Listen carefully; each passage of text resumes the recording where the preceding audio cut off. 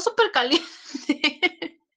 Ok, bueno, bien, retomando nuestro tema, en la etapa de la socialización en los chicos, obviamente prepúberes, ¿no? Que ya revisamos que están en esta etapa de escolarización desde los 6 hasta los 11, rayando los 12, ¿vale? Poquito antes de la pubertad. Vemos muchos cambios, muchos cambios en los niños, ¿sale? Que pudieran no verse tanto físicamente, pero sí a nivel psicosocial, y me parece que ese es uno de los motivos por el cual el tema es bastante amplio y extenso. Y pudiéramos sacar muchísima más tela, ¿no? Que también eso lo vamos a tocar pues cuando hagamos el análisis ya de la serie, ¿no? Que yo espero que ya comencemos hoy. Pero bueno, sí hay cosas importantes que quiero que abordemos antes de esto. Y la parte de los amigos es algo que básicamente en esta etapa tiene que suceder sí o sí, ¿vale? De hecho, ya habíamos hablado de que la socialización empezaba desde tiempo antes. Primero, obviamente, desde la casa, ¿no? Con las primeras personas con quienes interactuamos. Ya hemos hablado muchas veces de los cuidadores primarios, que pueden ser padres o pueden ser familiares cercanos, ¿no? O algún tutor, ¿vale? Acuérdense que hay muchos modelos de familia y que también en nuestro entendimiento como profesionales, ¿no? Que vamos a trabajar con las emociones de las personas, con a lo mejor la intelectualidad de las personas, en nuestro entendimiento también tiene que venir una parte de saber que no todas las familias son del modo tradicional, papá, mamá e hijos, ¿sale? Eh, Hoy día existen muchas formas de familia, ajá, siempre han existido, pero hoy día existen otros matices, ¿sale? Las parejas sabemos que no siempre son heterosexuales, ¿va que va? Y entonces nosotros también tenemos que ir desarrollando esta capacidad de tolerancia. Sé que existen personas, creo que ahorita es un poco más raro este fenómeno de la homofobia, eh, pero aún así existe. Y creo que existe más en personas adultas que en personas jóvenes como ustedes. Ujú. Porque estamos creciendo, nos estamos desarrollando en una era donde hay una diversidad o una diversidad muy amplia de estilos de amor, de estilos de crianza, de estilos de familia, de estilos de trabajo. Ajá. Entonces, también tenemos que ser muy tolerantes. Acuérdense siempre, ya cuando ustedes tengan casos, cuando realmente estén pues allá afuera, pues enfrentados a la vida real, van a ver madres solteras, padres solteros, niños abandonados, que los dejaron con los abuelos, que los dejaron con un familiar, que padres fallecieron. Ay, un segundo. Iba a estornudar, pero ya se me fue. Que a lo mejor los padres fallecieron, a lo mejor los padres por algunas circunstancias están lejos, están trabajando, los niños están al cuidado de abuelitos, ¿no? Casi siempre es como lo común, o están al cuidado de tíos, ¿no? Que los padrinos, que también existen formas de adopción, ¿no? Y que ahora ya están legalizadas en donde existen parejas homosexuales, mujer, mujer, hombre, hombre, eh, y en todos los matices que ustedes conocen, ¿no? Yo creo que un poco más que yo, en esta comunidad LGBTTT, QI o IQ. Entonces, hay muchos matices y todo esto es válido. Y me parece que sí es importante que rescatemos que ningún estilo de pareja o de familia tiene por qué afectar en la personalidad en formación de un niño. ¿Sale, vale? Existen estudios que se han hecho precisamente para comprobar si esto tiene algo que ver en la forma en que el niño crece y realmente no tiene ninguna diferencia, ¿sale? Lo importante en esta etapa, lejos de que sean padres homosexuales, por lo que algunas personas pensarían, es, tiene más que ver con el estilo de crianza y la forma en la que se expresa amor hacia otros, hacia los niños. Ajá. Entonces, vamos a ir revisando precisamente que los niños, pues tienen esta idea universal del mundo.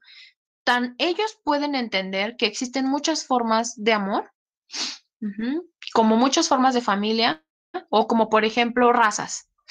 Había una pregunta que yo leía en un ensayo eh, por un profe de la Facultad de Psicología, que la verdad es que me gusta mucho cómo escribe, y luego se los paso por quien esté interesado. Y hablaba precisamente de si los niños crecen o se hacen racistas, crecen o se hacen gay, crecen o se hacen homofóbicos. Entonces, lo que este profe decía es que, bueno, maestro decía, es que los juicios de valor que los niños van elaborando a lo largo de su vida, muchas de las veces tiene que ver con la cultura. Lo que está bien aceptado y lo que no. Y entonces se hacían la pregunta de por qué ciertos niños se sentían más identificados, y ahorita vamos a pasar en esto de los amigos, que suelen inclinarse a los que son como ellos, ¿no? Y si se fijan, está un apartado donde dice origen étnico. Entonces se preguntaba cómo es que los niños preferían estar con personas de su misma raza o de las mismas condiciones parecidas físicamente hablando. Ujú.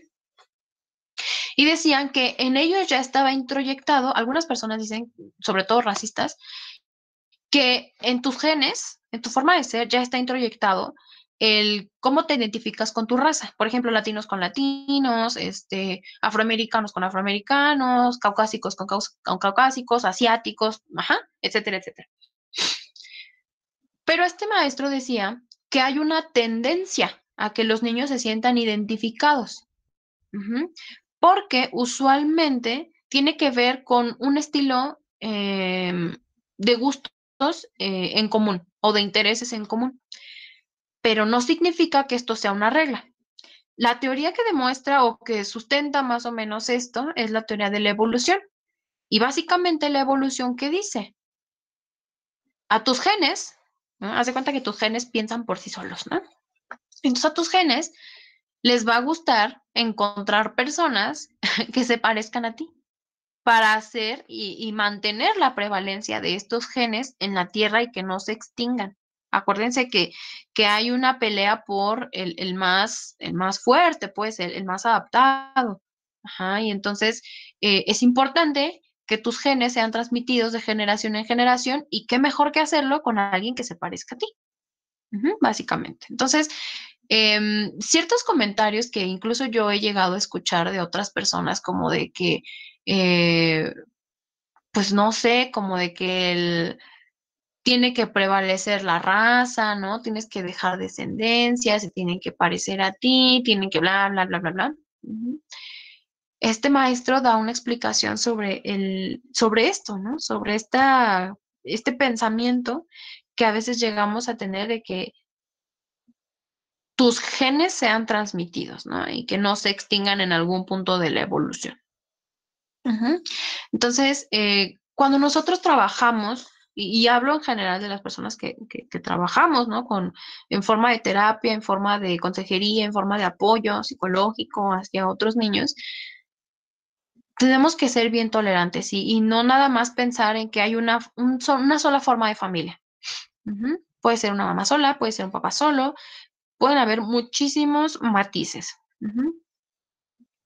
Entonces, de esto también va a depender mucho el cómo los niños afronten la realidad. Si a los niños se les presenta que esto es una forma normal de vida, van a crecer de la forma más natural posible. Sin prejuicios, sin estar pensando como que algo está mal. Ajá. Pero cuando hay padres que están muy afectados, por ejemplo, por la pérdida de su pareja, por ejemplo, o que ya le puso el cuerno, o que la abuelita se quedó con el niño y está muy afectada, ¿no? Porque no quiere hacerse responsable de ese niño, o porque le preocupa, ajá. Entonces, esta misma información la capta el niño, y entonces se da cuenta que algo no está bien, ajá, y crece con esa idea. Incluso hay niños que ya pues van creciendo en su adolescencia, por ejemplo, en su adultez, crecen pensando que realmente no son normales, porque crecieron con la abuelita, porque crecieron con el tío, ¿vale? Entonces, mientras más natural llevemos un proceso, más normal y mejor va a ser para los niños, ¿sale? Y no imponerles nunca una forma, entre paréntesis, normal de vida. Porque no hay una normalidad, ¿vale? Y menos en este siglo. Entonces, bueno, no sé por qué salió ese tema, pero bueno, es importante. Ahora, ya habíamos hablado también de que los niños socializan en esta etapa, ¿no? Y en etapas anteriores, que tienen esa capacidad, que el ser humano lo hace, ¿no? De manera innata, porque tenemos que transmitir información, ¿no? Y también nos gusta recibirla. Entonces, para esta etapa los niños están ampliando todo su repertorio de socialización. Ya no nada más son con amiguitos de su misma edad, como en el kinder, por ejemplo, o como en la guardería, ¿no? O nada más en el seno familiar. Ajá, en esta etapa también conocen a otros niños, tanto de su edad como de otras edades, más grandes, ¿no? Por ejemplo, entran a la primaria, son niñitos de 6, 5 años y conocen a niños de 11, de 12 años, ¿no? A maestras, obviamente, de diferentes edades, ajá, y aprenden a socializar no solo con personas que van alrededor de su edad, sino con personas también más grandes. Ujú. ¿Y esto a qué les ayuda? Pues a ir teniendo una comprensión, un entendimiento más fácil de la configuración del mundo, ajá, de la configuración de la sociedad en chiquito. Ujú. Y entonces vemos que los niños empiezan a encontrar afinidad con otras personas. Y entonces a esto le denominamos amigos. Ujú. El fenómeno del amigo, el tener un amigo, es un proceso. Ujú. En donde empiezas a conocerte, algo te llama la atención de esa persona, empiezas a darte esta oportunidad, obviamente, de conocerlo y así sucesivamente van intercambiando información. Ujú. En algún momento decides, sí, lo quiero como amigo, aunque no lo hagas muy consciente, o en determinado momento dices, como que no me gustó, me aburre, no me deja nada, no me gusta cómo juega, por ejemplo. Ujú. Y así es como vamos deliberando quién sí puede ser nuestro amigo y quién no, ¿vale? Los niños empiezan a tener esa capacidad también de decisión. Entonces, van a empezar a encontrar cosas que tienen en común, como cosas que les interesan, sí, me interesan. Por ejemplo, su edad, ¿no? Por ejemplo, que se parezcan a ellos. Y también existe también una prevalencia de que hay niños que incluso se parecen a sus amiguitos. No sé si han observado eso. Y a veces uno pregunta, ¿son hermanitos, son primitos o algo así? Porque se parecen. Y un niño se va a sentir mucho más confiado y más a gusto en un lugar que es conocido para él, ¿vale? Porque el cerebro genera una asociación que en un lugar completamente desconocido. Ajá. Y de aquí es donde luego se han basado algunos padres en decir que el racismo es innato, ¿no? Porque, por ejemplo, en Estados Unidos, donde vemos una multiculturalidad, ¿no? Y que van a la escuela niños, por ejemplo, de origen asiático o bueno, de ascendencia asiática, de ascendencia africana, por ejemplo, o afroamericana, y niños, por ejemplo, de ascendencia, pues, caucásica, ¿no? Por ejemplo. Y entonces se encuentran en un salón de clases y lo que se esperaría es que los niños que se parezcan entre ellos, por ejemplo, asiáticos con asiáticos, van a crear una amistad. O niños afroamericanos con afroamericanos, ¿vale? O niños latinos con niños latinos. Ajá. Pero esto no siempre sucede. Vemos amistades de niños latinos, por ejemplo, con caucásicos y con afroamericanos, ¿vale? Y esto es de lo más normal. Y por eso es que se ha preguntado el por qué los niños llegan a sentir afinidad hacia su misma raza u origen étnico y aquellos que no, ¿no? Y por eso sale esta polémica idea de que si el racismo es innato y desde chiquitos o si la cultura lo implementa. Ujú. Entonces, los niños van encontrando ciertas cosas en común con otros niños que por supuesto van a llamar su atención y que finalmente va a generar un vínculo más cercano. Ujú. A través de la amistad, los niños van a tener la posibilidad de practicar pues la sociabilidad, el intercambiar, no nada más información, sino también emociones, por ejemplo, intercambiar en juegos, intercambiar, por ejemplo, también familias, ¿no? Porque empiezan a invitarse a las casitas o a sus, no sé, a sus fiestecitas, y entonces empiezan a conocer un poco más sobre otras personas. Eh, Empiezan a intimar más también con otras personas, pero no nada más, y no quiero que se vaya con la idea de que la intimidad es solamente o que tenga una connotación sexual. Ujú. No es así. Y se los digo porque ya pasó, ya me ha pasado, ¿vale?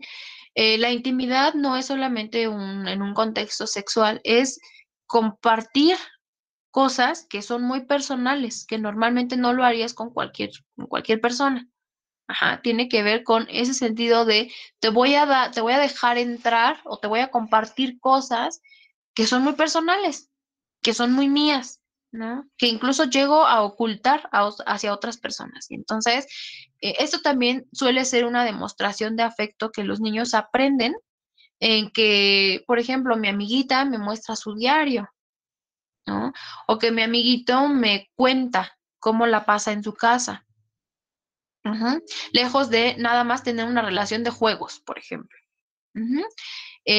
A través de este fenómeno de la amistad, los niños aprenden roles de sociedad, aprenden reglas, las interiorizan, las practican, aprenden el liderazgo, el trabajo en equipo, ujú, el también aprender a ceder, ¿no? O a veces tomar decisiones por sí solos.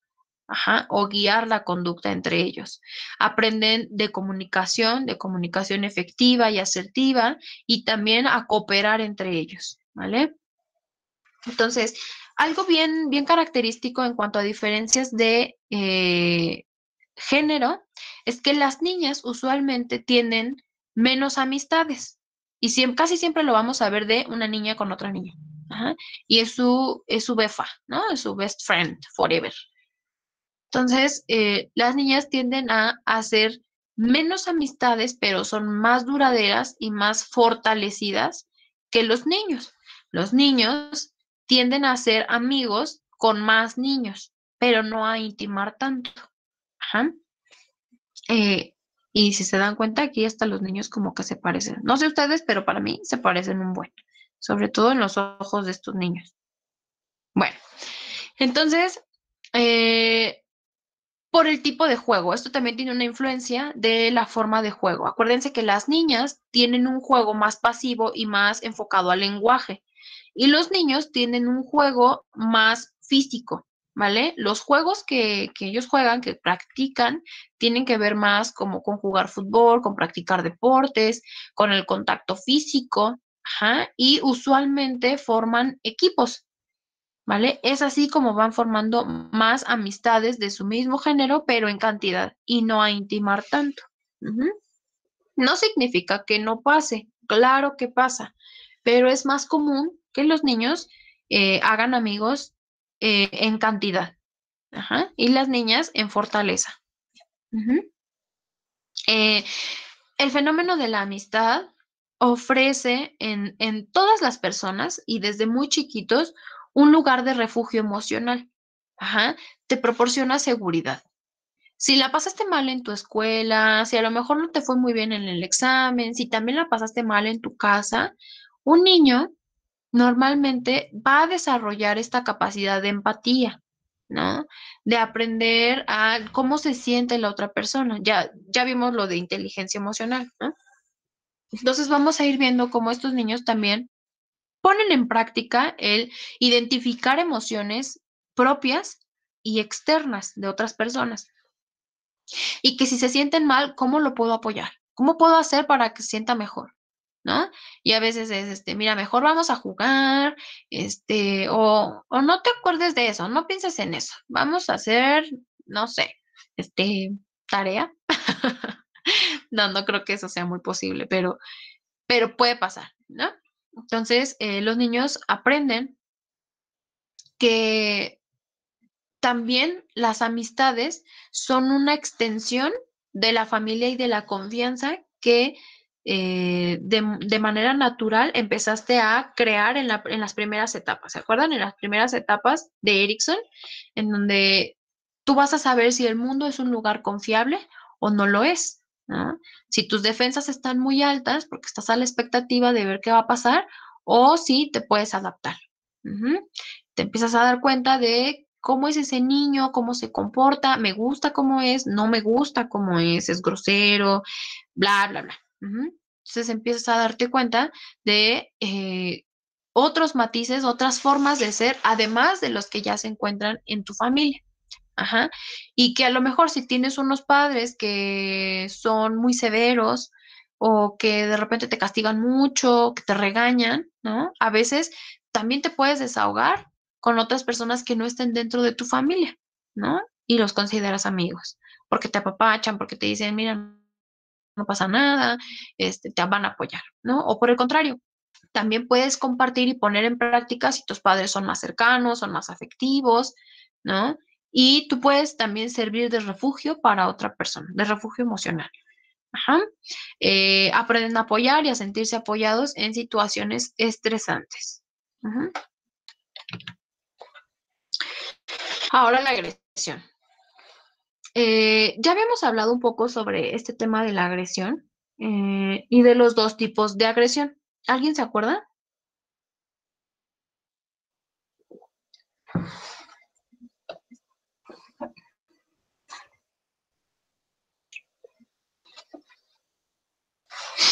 ¿No? ¿Nadie?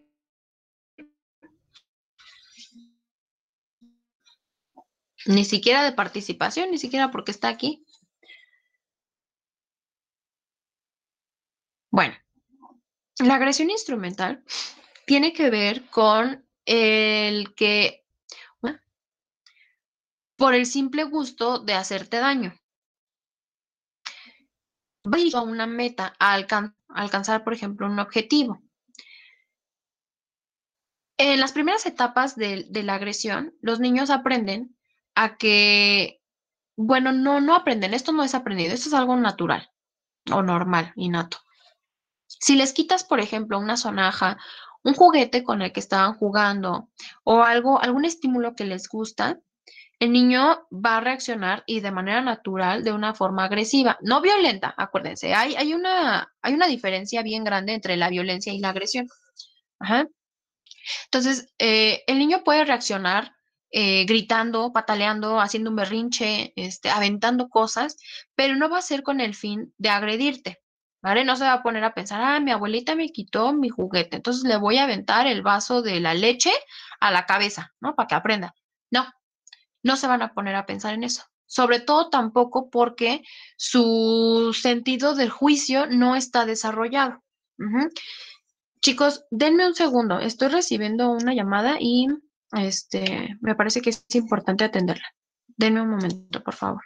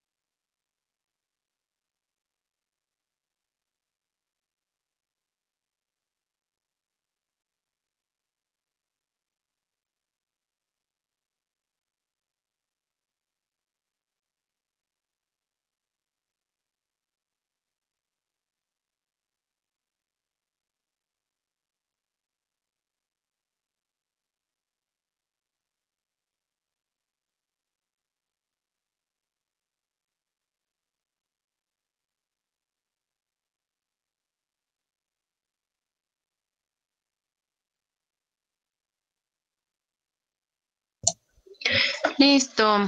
¿Siguen ahí? Ya, lo siento. Normalmente no hago esto y creo que se han dado cuenta que no atiendo el teléfono, pero hay un pacientito por ahí con problemas. Entonces, no, no pasa nada si contesto una llamada rapidísima. Bueno, ¿en qué nos quedamos? Ah, en la agresión instrumental, ¿no? Todavía creo que no pasábamos a la agresión hostil. Entonces, en la medida en la que va creciendo, en la medida en la que van creciendo los niños, en la medida en la que van adquiriendo también valores de su, pues de su comunidad, de su cultura, se van dando cuenta qué cosas precisamente son correctas, ¿no? Y qué cosas a lo mejor no, a través de la intervención, por ejemplo, de sus cuidadores, ¿no? Y de darles la idea de que esto no está bien, a lo mejor yo sé que te puedes sentir enojado, pero puedes modular tu conducta, ¿no? A lo mejor no necesitas pegarle a tu hermanito para que te preste juguete, simplemente pídeselo y entonces te lo tiene que pedir, ¿no? U otra de las cosas que utilizan los padres es, por ejemplo, decirles, úsalo un ratito y después se lo das a tu hermanito, ¿no? Y hasta se turnan, ¿no? O con el con el control de la televisión, ¿no? Por ejemplo. Entonces, principalmente la intención de los niños no es agredir a otros niños o a otras personas, no es dañarlos en sí mismo. La agresión después empieza a ser más consciente ujú, y empieza también a adquirir ese sentido de, bueno, a través de la agresión puedo obtener otras cosas, ¿no? Por ejemplo, niños que intimidan a otros niños, niños que amenazan a otros niños, em, niños que se dan cuenta que pueden ser incluso recompensados socialmente por esto, ¿vale? Em, y este tipo de agresión eleva su prevalencia en la adolescencia. Ujú. La agresión hostil incluso es recompensada, como les decía, en la adolescencia por otros grupos u otros niños que creen que se ganan popularidad porque realmente sucede. Ujú. O porque puede resultar algo gracioso cuando le contestas mal a la maestra, ¿no? En esa etapa. O cuando, por ejemplo, no sé, pues armas una pelea, ¿no? En las canchas y nos vemos afuera de la escuela, ¿no? Y entonces empiezan a ganar popularidad otros niños, a través también de la agresión hostil. Entonces, la agresión hostil sí ya empieza a aparecer en etapas anteriores, pero su prevalencia pues es en la adolescencia, en esta etapa como de rebeldía. Entonces, si no hay una intervención cuando se observa de los niños y no hay una intervención de los cuidadores para contextualizar el hecho de que un niño le haya pegado a otro niño, el hecho de que el niño le haya contestado a la maestra y de recapitular, bueno, ¿qué pasó? ¿No? Que te explique qué sucedió, el por qué reaccionó de tal forma y que obviamente tenga límites esta conducta. Porque si no hay una intervención, lo más probable es que vuelva a suceder en el futuro. Ujú.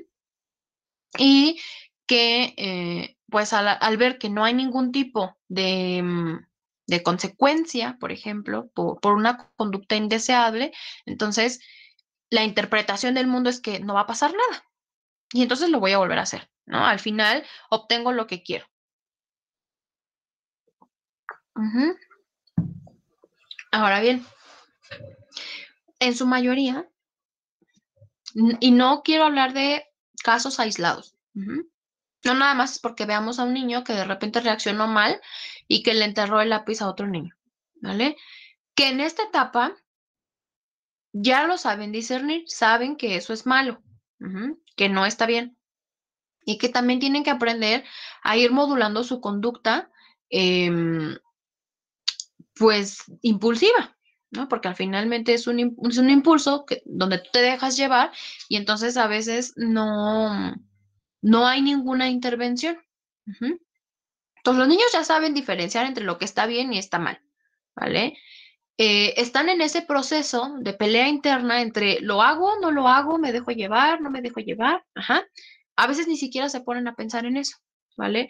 Pero en su mayoría los niños que tienen índices, ¿no?, de constantes de agresión hacia otras personas, hacia objetos o animales, tiene que ver con niños que tienen problemas psicológicos, que tienen problemas con la modulación de sus emociones. Muchas de las veces tiene que ver con problemas en casa. Ujú. Son niños que a lo mejor están en un estilo de crianza negligente, son niños que, por lo tanto, a lo mejor no tienen intervención de los padres, no saben cómo comportarse a lo mejor en sociedad, em, que en general tienen problemas. Ujú. Y entonces es importante siempre, siempre, siempre que el niño, mientras estén obviamente en crecimiento, pues tenga este apoyo emocional, moral de un adulto, donde le diga que está mal, que a lo mejor, pues sí estuvo mal, pero puede ofrecer una disculpa. Cómo reparar algunos daños, ¿no? Y cómo hacerse responsable por sus actos. Ujú. Bien, vemos que si la agresión no tiene una intervención por un adulto, este tipo de agresión puede derivar en violencia. La violencia sí utiliza la agresión, pero la violencia ya tiene más un matiz para dañar personas, animales o cosas. Ajá. Eh, y donde puedes obtener algo específicamente. Ajá. Entonces, puede hacer adolescentes violentos, agresivos, con conducta antisocial, delincuentes y en un futuro adultos delincuentes, adultos antisociales, adultos que no sepan seguir la autoridad, que no sepan pues comportarse conforme a las reglas sociales. Ujú. Ahora, hay un tipo de violencia que es bien importante también intervenir en esta etapa y que tiene que ver con la que vemos en los medios, ¿vale? Dispositivos móviles y también, por ejemplo, televisión. Caricaturas como, por ejemplo, Dragon Ball Z, que yo creo que son como las que tienen como mayor número de agresión, pero hay muchas otras, ¿no? Dragon Ball, por ejemplo, Ranma y medio, a lo mejor no es muy agresivo, pero mm, hay ciertos mensajes que no están muy chidos para esta etapa. ¿Qué otra? ¿Qué otra? Me parece que también los Caballeros del Zodiaco, por ejemplo, los Power Rangers, em, bueno, donde obviamente utilizan la violencia.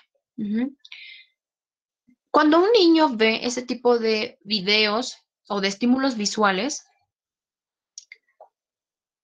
pues observa, ¿no? Observa la conducta, aprende cómo se hacen ciertas cosas. Y uno de estos dispositivos, incluyendo la televisión, puede servir como una extensión del cuerpo de la propia persona que es espectadora. Ujú. Entonces, ¿qué sucede? Hay un fenómeno corporal que existe y que tiene que ver como una sensación de que tú estás dentro de un estímulo que estás observando. Ujú. ¿Han sentido esta, pues, sensación de, por ejemplo, cuando te subes a un brincolín o a un trampolín y estás un buen rato ahí, brinque, brinque, brinque, brinque, y entonces te bajas y después sientes algo extraño en los pies, una sensación rara? No dura mucho tiempo, pero físicamente sientes algo. Y entonces de repente el suelo está muy duro, ¿no? Como que hay un cambio obviamente de estímulos y tu cuerpo no sabe diferenciar entre uno y otro. Ajá, entonces tarda un ratito en adaptarse, pero pues se adapta, ¿no? Finalmente. Lo mismo sucede, por ejemplo, con cuando vas al cine y te quedas viendo una película, ¿no? Por 2 horas aproximadamente duran las pelis. Entonces, te quedas viendo y cuando te concentras mucho en la película, puedes llegar a salir del cine y tienes una sensación como de un vacío. Ujú. Y tiene que ver con la reflexión mental, obviamente, que estás haciendo de ese estímulo, sobre una historia, sobre las imágenes, por ejemplo, o incluso que te cuesta trabajo regresar a tu realidad, ¿no? También sucede cuando ves series, ¿no? Que estás ahí acostado y estás todo el tiempo viendo series o sentado y a veces le tienes que poner, por ejemplo, pausa y regresas a tu realidad, ¿no? Y te cuesta trabajo, ¿dónde estoy? ¿Quién soy? ¿No? A lo mejor no te haces las preguntas como tal, pero cuesta un poco de trabajo regresar a tu estado normal, a tu vida normal. Y a veces tienes una sensación como de, ¿por qué no me tocó vivir en esa época? ¿No? ¿O por qué mi vida no es así? ¿Por qué tengo que vivir, pues aquí en esa, ¿no? Un lugar tan feo, tan sucio, con tanta delincuencia, ¿no? Por ejemplo. O por el contrario, empiezas a crear o a reforzar más la idea de que este mundo es un lugar pues inhóspito, feo, agresivo, ¿no? Violento, etcétera, etcétera. Y entonces esa sensación que te da, los niños no saben interpretarla. Nosotros porque ya somos adultos y porque tenemos la capacidad de utilizar nuestro cerebro en nuestro favor, ¿no? Porque sabemos y podemos hacer la misma reflexión de, no, pues solamente era una película, ¿no? Ya no te enganches. O hasta lo platicas con otra persona, ¿no? Vas con tu novio o novia y sales del cine y te quedas así como pensando, ¿no? Y ya te dice, ah, ya, bueno, pues solamente era una peli, ¿no? Está chido, pero pues ya, esta es nuestra realidad. O tus papás, ¿no? Alguien tiene que fungir con ese papel. Pero a veces los niños, cuando no tienen esa intervención de un adulto, que contextualice o que recapitule lo que está sucediendo, entonces los niños tienen este periodo de adaptación más largo, ajá, sobre diferenciar entre la realidad y la fantasía. Ajá. Entonces, llegan a confundir ciertas cosas y lo vemos cuando en sus juegos hacen uso, por ejemplo, del Kamehameha, ¿no? Y ya le pegaron al amiguito, ya le dieron una patada a una niña, ¿no? En la cara.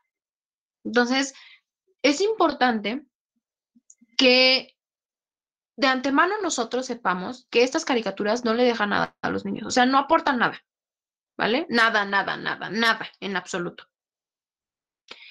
Pero estos estímulos van a estar todo el tiempo en la vida, ¿no? Y a lo mejor lo pueden llegar a ver esa caricatura o película o serie, no sé, aunque sus papás se los prohíban.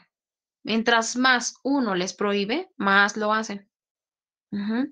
Entonces, el punto no es prohibírselos. El punto es asesorar a los niños, estar pendientes de ellos, observar su conducta e intervenir. Ujú. Si vemos que un niño de repente tiene curiosidad sobre ver algo y que tú veas que no tiene nada de malo, bueno, lo vemos un ratito y después es importante que recapitulemos. A ver, esto es una caricatura, ujú, no es real. Tú no te tienes que comportar así. Puedes jugar con tus muñecos de esta forma, siempre y cuando no agredas a otro niño, ¿vale? Porque no porque lo estés viendo ahí significa que esté bien. Ajá. Ahora bien, si los niños no están interesados, pues es mejor ni siquiera meterles la idea, ¿no? Porque también puede llegar a resultar confuso para sus cerebros en esa edad, ¿vale? Lo mismo que yo les comentaba, por ejemplo, de esta serie de las 13 razones del por qué. Una amiga una vez me contó que una de sus primitas se fue a vivir a su casa, pero estaba chiquilla, ¿no? Tenía como 14 años.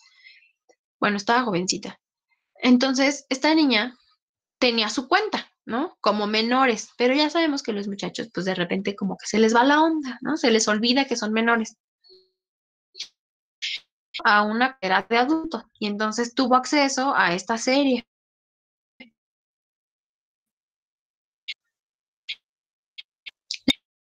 La vio, bueno, mi amiga no sabía que la había visto, pero a ella la veía diferente, ¿no? Que tenía problemas en la escuela. Se metió, surgió que la niña vio esta serie. Y entonces quedó impactada por las imágenes, por el contexto, por los significados, ¿no? Que de por sí en un adolescente de esta edad ya es difícil de comprender. Imagínense para un niño. Por supuesto que va a ser complicado, ¿no?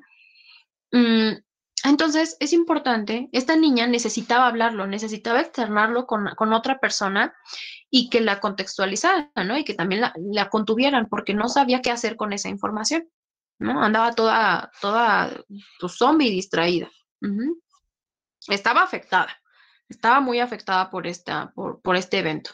Entonces, cuando platicó en este caso, un adulto, mi amiga, tuvo pues como la oportunidad incluso de llorar, ¿no? Porque esta niña ni siquiera sabía cómo reaccionar ante las imágenes que había visto. A lo mejor para nosotros o para alguno de nosotros puede resultar como, ah, pues sí, pasó eso, ¿no? Pero pues sí, ¿qué tiene? Eso no se me hace como impactante. Lo mismo como cuando vimos los videos de parto, ¿no? Para algunas personas puede resultar impactante, para algunas no, ¿vale? Hay de todo. Y entonces, eh, esta niña de repente pues sí fue muy impactada, ¿no? Y es lo mismo que sucede con los niños. Ajá. Contextualizar, sí, esto existe en el mundo, pero no porque exista significa que es algo bueno. La guerra existe, pero no significa que sea algo bueno. La violencia existe, los secuestros existen, la delincuencia existe, ¿no? Y es mejor que los niños estén informados a que se malinformen o se desinformen con otros amiguitos, ¿no? Con otros niños o con personas que no sepan explicarlo. ¿Mm? Yo creo que no hay mejor persona que pueda explicar un caso como estos que los cuidadores, que obviamente se van a preocupar por el bienestar psicológico de su niño. Ujú. Bueno, en su mayoría. Entonces, eh, dice, los videojuegos colocan al niño en el papel de agresor. Ajá, y lo recompensan por la conducta violenta exitosa. Es decir, cuando ven peleas, por ejemplo, físicas o verbales, y ven que uno de los dos gana, ¿qué creen que va a pasar? Pues van a pensar que el mundo así se soluciona también y así se enfrenta, ¿vale? La conducta violenta es el resultado de la exposición previa a la violencia, ¿vale? A través de la observación o de la práctica. Si ven, por ejemplo, que sus padres se hablan de una forma violenta, es muy probable que el niño reproduzca estas acciones. Ujú, y así sucesivamente. Entonces, es importante contextualizar eh, esto de la agresión. Y no es que se acabe. Y no es que aislemos a los niños tampoco de la violencia y que los metamos en una burbuja donde no sufran, ¿no? A mí me parece que es mejor, sí, tomar el tema, pero hacer uso positivo de este tema. ¿Sale, vale?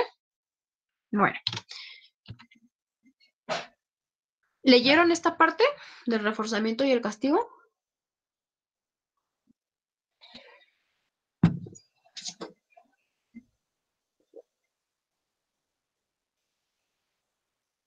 Niños. No, maestra. No. Ok, a ver, tú, Israel, me vas a ayudar a leer, ¿sale? Vamos a ir parando párrafo por párrafo, porque esto lo vamos a utilizar para el análisis de la docuserie. ¿Sale, vale? Entonces, puedes comenzar, por favor, con reforzamiento y castigo. Sí, dice reforzamiento y castigo. ¿Qué vamos a hacer con este niño? Dice la madre de Noel. Mientras más lo castigamos, más mal se porta.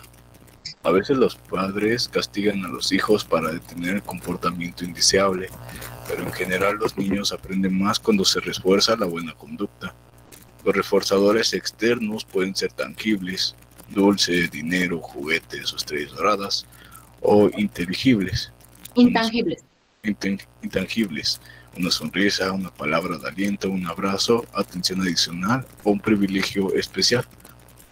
Sin importar cuál sea el reforzador, el niño debe considerarlo como algo recompensante y debe recibirlo de manera consistente después de mostrar el comportamiento deseado. En un momento dado, ¿hasta ahí? No, sigue, sigue. Ok. En un momento dado, la conducta proporcionará su propia recompensa interna, una sensación de placer o logro. En el caso de Noel, sus padres a menudo lo ignoran cuando se comporta bien, pero lo regañan o dan nalgadas cuando se porta mal. En otras palabras, inconscientemente refuerzan la mala conducta, a recompensarlo con atención cuando hace lo que ellos no quieren que haga. Ok, es ahí, espérame. Entonces, dice, lejos de que un castigo eduque, porque a veces es necesario, y lo vamos a ver un poquito más adelante, lejos de que el castigo eduque, sí va a poner límites a la conducta, ¿vale? Eso es un hecho. Pero se ha encontrado que da mejores resultados cuando conductas deseables o buenas, ¿no? Que son consideradas para los cuidadores, las hace el niño. Ujú. Y entonces, cuando este niño tiene conductas que le gustan, obviamente, a los padres, es importante que se refuercen. Ajá, más que el hecho de castigar por conductas indeseables. ¿Sí me explico?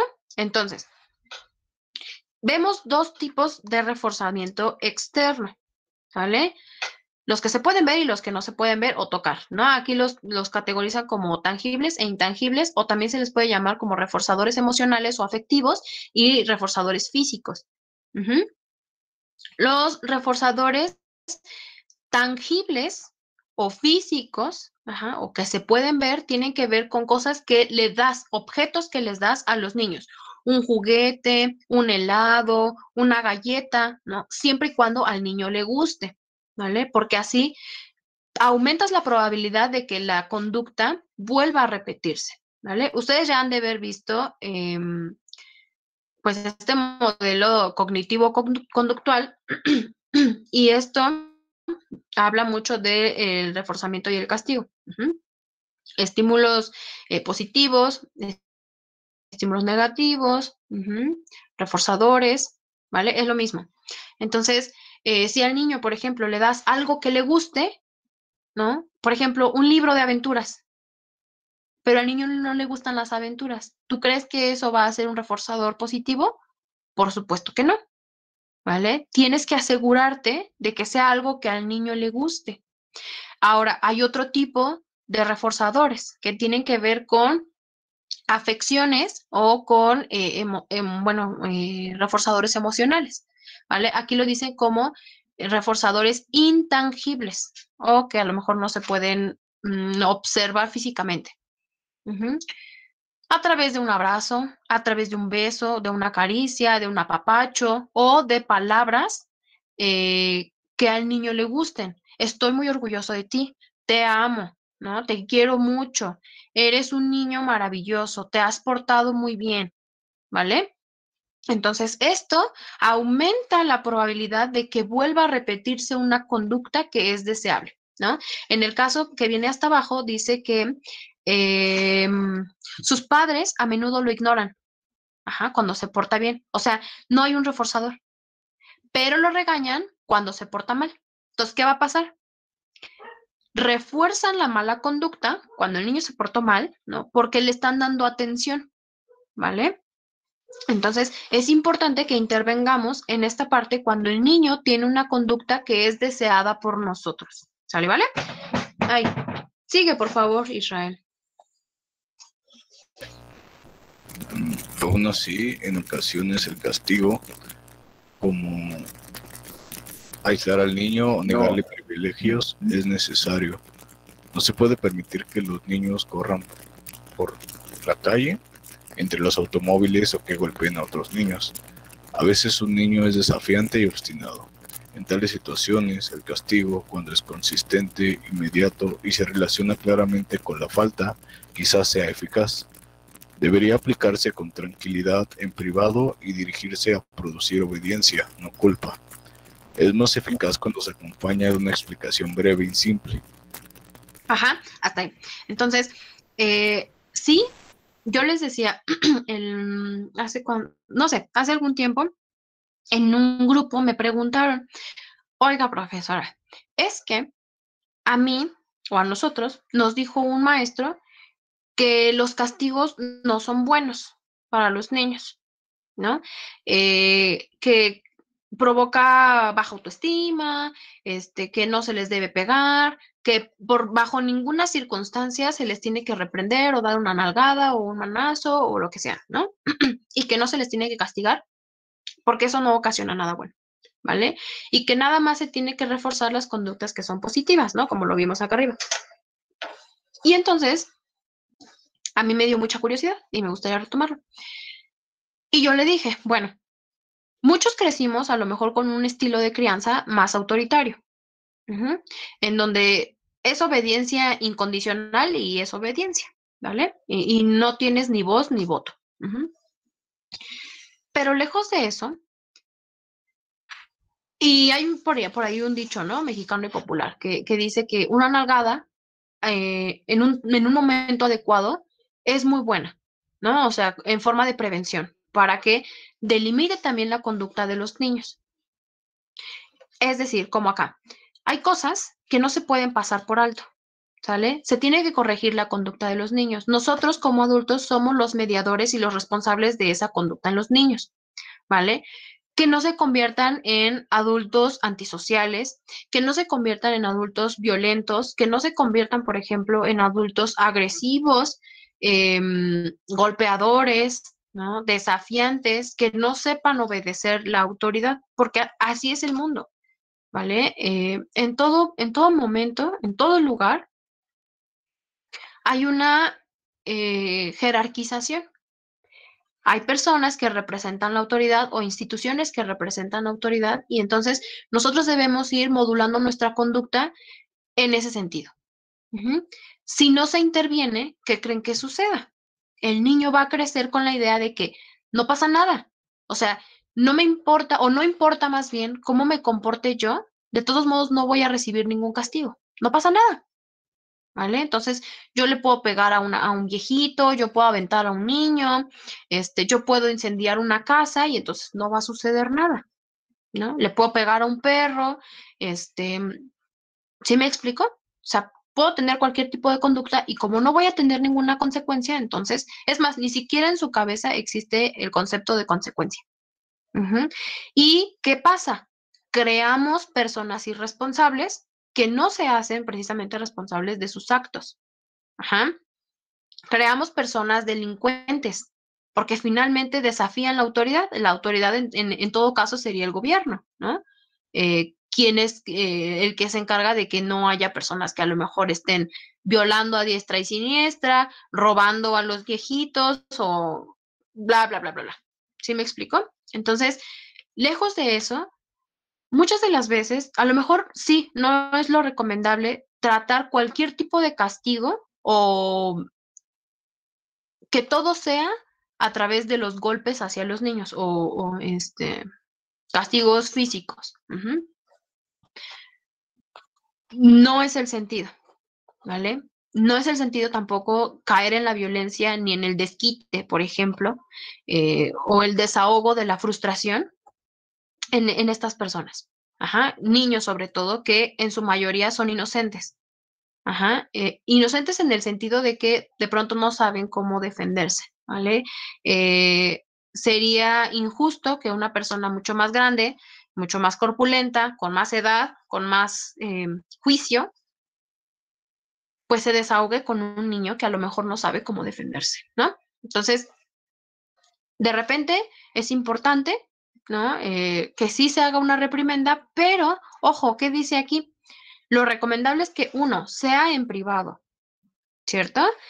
Dos, se recapitule sobre el por qué sucede esto. Es decir, tú hiciste esto, y esto está mal, ¿sale? No le debes pegar a tus hermanitos, por ejemplo, o no le debes pegar a los niños.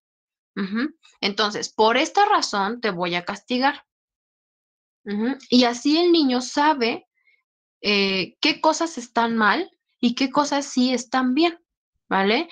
El tipo de castigo obviamente tiene que ver con algo que no le guste al niño. Ujú. Por ejemplo, que se le ignore, ¿no? Que a lo mejor le den un manazo, una nalgada, que tenga tiempo fuera, que no se le dé la oportunidad de utilizar el celular, ¿no? Como diario se le deja, que no se le dé la oportunidad a lo mejor de jugar con cierto muñeco, ujú, porque si se les reprime, por ejemplo, no puedes jugar, ¿vale? El niño va a encontrar en cualquier cosa, porque son niños, en cualquier cosa va a encontrar la forma de juego. Entonces, eso no sería como muy, pues muy asertivo. Ujú. Entonces, siempre tenemos que tener bien en claro, específicamente en el niño, lo que le gusta y lo que no le gusta. ¿Sale, vale?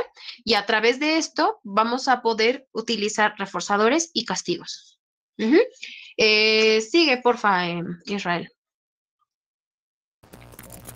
El castigo severo puede ser contraproducente, Los niños que son castigados duramente y con frecuencia pueden tener problemas para interpretar las acciones y palabras de otras personas. Quizá atribuyan intenciones hostiles cuando no existen. Es posible que los niños pequeños que han sido castigados duramente actúen después en forma agresiva, aunque el castigo tenga la intención de detener lo que un padre considera como un comportamiento agresivo deliberado. O quizá esos niños se vuelvan pasivos porque se sienten indefensos. Los niños se pueden volver temerosos y los padres pierden el control, y es posible que finalmente traten de evitar a un padre o madre punitivos, socavando la capacidad de esos padres para influenciar la conducta. Ujú. Y todo este párrafo tiene que ver con la docuserie en la que nos vamos a enfocar, ¿sale? Lejos de que un niño tenga una conducta que el padre pueda pensar que es deliberada, o sea, que es con toda la intención. Por ejemplo, aunque, no sé, se me ocurre, a un niño se le dice, no te bajes de la banqueta, y el niño lo hace, ¿no? Pensando en que voy a desafiar la autoridad, ¿no? A lo mejor va con otro amiguito y dice, vente, vamos a hacerlo. Ujú. Y el padre se da cuenta de esto, entonces es importante que se reprima esta conducta, ¿vale? Porque se le tiene que enseñar al niño que, no nada más es por recibir órdenes y no es por hacerle sentir culpa, es para darle a entender el por qué está mal, ¿vale? Si te bajas de la banqueta puede pasar un auto y te puede atropellar, te puede arrojar, ¿no? ¿Vale? Y explicarle las consecuencias de sus actos. Entonces, lejos de que esto suceda cuando hay niños con conducta desafiante, hay niños que a veces no merecen los castigos tan elevados que a veces los padres ponen o que los cuidadores ponen, como en el caso de Gabriel Fernández. Ujú. Este niño, desgraciadamente, pues se convirtió en el chivo expiatorio de la familia. No, pero bueno, ese concepto lo vamos a ver mañana. Es un fenómeno psicológico que ocurre en las familias, pero bueno, en este caso específicamente, vemos algo extraordinario, ¿vale? Que tiene que ver mucho con los castigos físicos, pero a veces, y lo vamos a analizar, ya ni siquiera tenía que ver con que el niño se portara mal, y ni siquiera la conducta era deliberada. No lo hacía con la intención. Hacía cosas que en el repertorio de creencias y de ideas de los padres estaba mal. Ajá, y entonces el niño no tenía un margen de confianza entre qué cosas sí podía hacer y qué cosas no podía hacer para molestarlos, ¿vale? Eso tiene que ver con lo del chivo expiatorio. Entonces, simplemente hacía las cosas mal y todo tipo de castigo ya no era un castigo en sí mismo, ya había caído en la violencia, en el abuso, porque no era con la intención de explicarle por qué estaba mal la conducta, era con la intención de dañarlo, ¿sale? Entonces hay que poner mucha atención en esta parte. En el ejemplo de que a ustedes les lleguen pequeñitos, que de repente tú no sabes diferenciar entre qué castigo de pronto es muy severo para un niño de su edad y entre qué tanto sí se lo merece. No te enganches en esa parte. Bueno, esa sería mi recomendación. No te enganches en esa parte. Mejor busca cuál es la intención o cuál fue la intención con la que el padre o la madre o el cuidador ejerció esa conducta sobre el niño, sobre un castigo físico o sobre un castigo, no sé, de tiempo fuera, lo que sea. Ujú. Entonces, sí es importante que también nosotros sepamos diferenciar, porque también es nuestra responsabilidad darnos cuenta en qué momento hay un proceso de abuso y que tú también como autoridad puedas dar cuenta a pues el estado de cuando tú percibes que hay un caso de violencia. Ujú. Entonces, eh, también es importante que los padres sepan modular su conducta. Hay padres que de pronto tienen una inteligencia emocional muy baja, muy escasa, y a veces vienen muy estresados del tráfico, vienen muy estresados de su trabajo, están frustrados con la vida y descargan toda esta emoción negativa en los niños, ¿vale? Y no hay no hay un punto de comparación, porque los niños están en crecimiento, son personitas más pequeñas, por supuesto que van a tener menos fuerza que tú, menos capacidad intelectual que tú. Entonces, se habla de un abuso cuando una persona ya tiene otras intenciones lejos de educar a un niño. ¿Sale, vale? Entonces, sí, continúa por favor con el castigo corporal. El castigo corporal se ha definido como el uso de la fuerza física con el propósito de causar dolor, pero no lesión, al niño con la finalidad de corregir o controlar su comportamiento. Puede incluir nalgadas, golpes, cachetadas, pellizcos, sacudidas, que pueden ser mortales en los lactantes, y otros actos físicos. Popularmente se ha creído que el castigo corporal es más eficaz que otros remedios y que es inofensivo si se utiliza con moderación en manos de padres amorosos, pero un creciente conjunto de evidencias señala que provoca graves consecuencias negativas. Ajá, lo mismo que hablamos sobre el qué tanto sí lo necesita, a lo mejor requiere un manazo y qué tanto la verdad es que no. Ajá. Entonces, estamos en una cultura donde comúnmente se utiliza el castigo corporal, ¿no? Darle una manada a un niño, darle un zape, una nalgada, eso no se hace, por ejemplo, ¿no? Que también se les puede llamar correctivos físicos. Ajá. Puedes hacer uso de él siempre y cuando no abuses, obviamente, de tu fuerza, ¿sale? Y cuando no sea recurrente. Porque lejos de que esto se utilice para modificar una conducta en un niño, puede resultar contraproducente en el sentido de que puede disminuir el autoestima, la confianza del niño, su capacidad incluso de eh, pensar con claridad. Ajá. Entonces, no es lo más recomendable, pero hay ciertos casos en donde probablemente tú puedes hacer uso de ello con moderación. ¿Sale? Sí, continúa, por favor. A diferencia del maltrato infantil, que tiene poca o ninguna relación con la personalidad o comportamiento del niño, el castigo corporal se emplea con más frecuencia en el caso de niños agresivos y difíciles de controlar, características que quizás tengan una base genética. Ajá, la línea entre. La línea entre algunas formas de castigo y el maltrato físico o emocional no siempre es fácil de establecer, pero es claro que la disciplina se vuelve maltrato cuando provoca lesiones en un niño.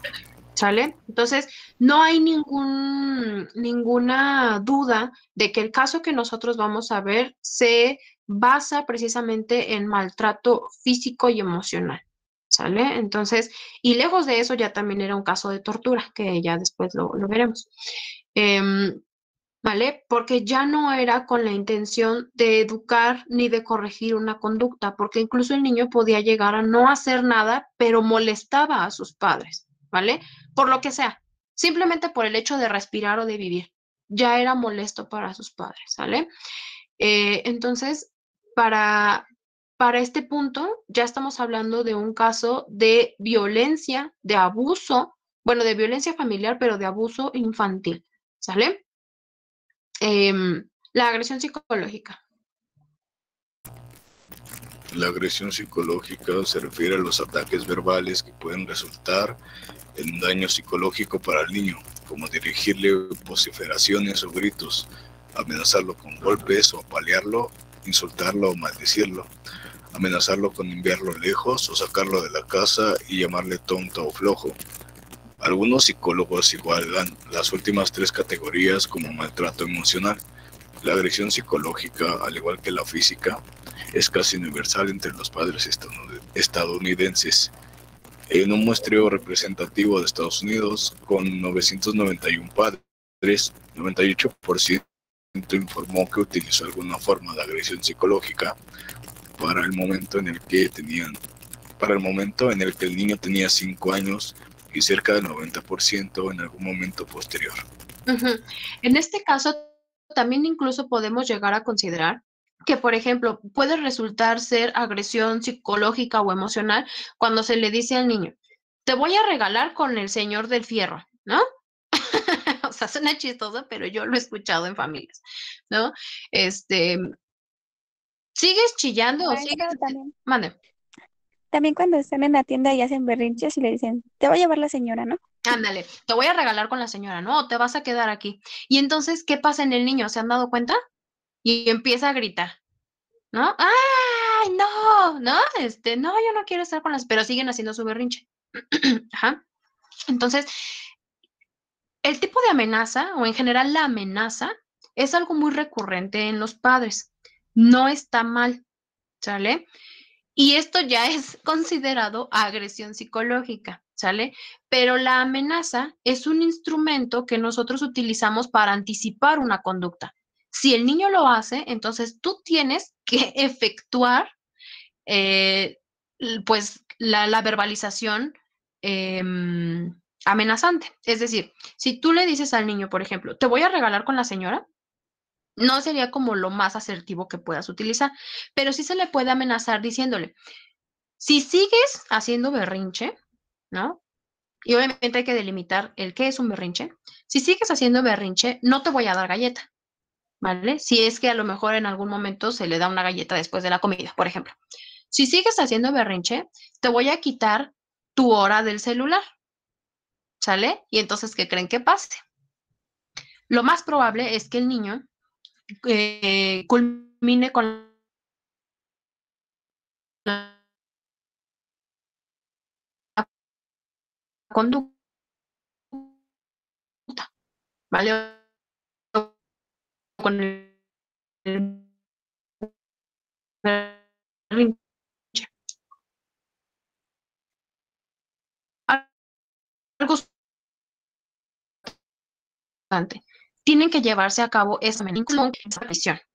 Ese castigo efectúa amenazas al aire y de nada sirve que impongas castigos que no se van a llevar a cabo, ¿vale? Entonces, esto es algo que, la verdad, y se los digo, se van a encontrar todos los días en su ejercicio profesional, ¿sale?